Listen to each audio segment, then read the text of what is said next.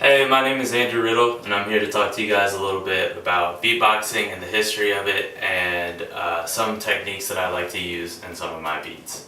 Well, to start off, beatboxing has been around for centuries, and probably the best known reference for the start of beatboxing in contemporary culture is the use of tongue clicks and sharp inhales to create and maintain tempos for barbershop quartets.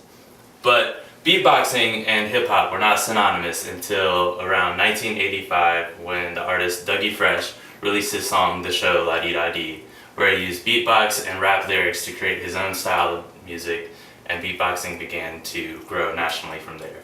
It wasn't until the late 90s when Rahzel began to use singing and beatboxing, where he took beatboxing to a whole new level, and he was even in the video game SSX Tricky on the PlayStation 2.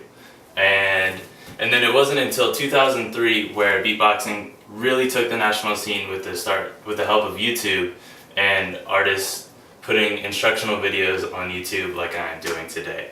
What I want to start off with is the very simple technique. It is the high tot. It is using a cymbal sound. It comes from making a TS sound with your tongue. It sounds a little bit like this. It's very simple. Anybody can do it. It comes from taking your tongue and putting it up against the back of your front two teeth and making an S sound.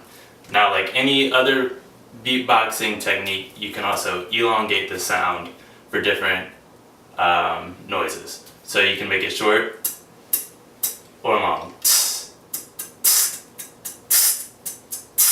Very easy.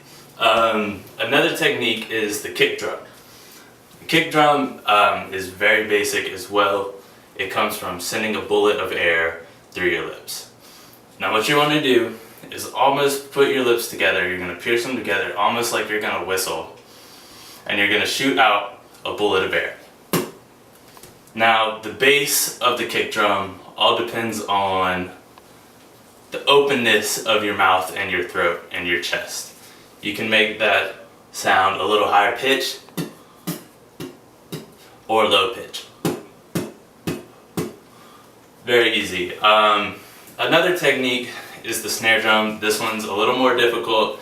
It took me a long time to master it. It makes a PF sound, and it's very similar to the kick drum. Instead of sending a bullet of air out, you're going to be sending a sheet of air out. And it sounds like this. And just like the cymbal, you can elongate the sound. So, now combining all three of these techniques, you can make a limitless number of beats. For example,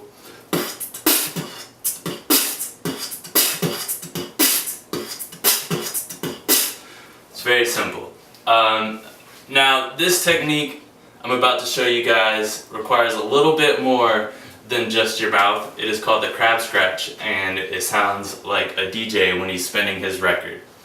And to be able to do this, you have to take your hand, and I'm going to describe this the best way I know how.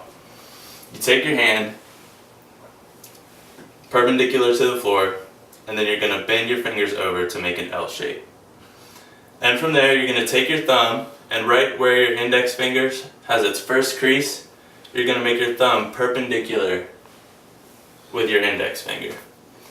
You're then going to take your finger to your mouth, and you're going to breathe in air. Repeat, breathe in air from the top and from the bottom to create that scratching sound.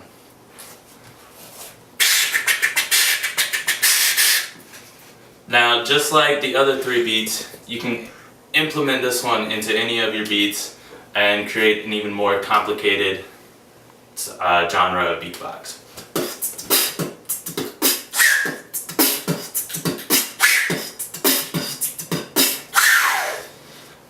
Thank you guys for watching my video. Again, my name is Andrew Riddle, and I want to thank you guys for watching.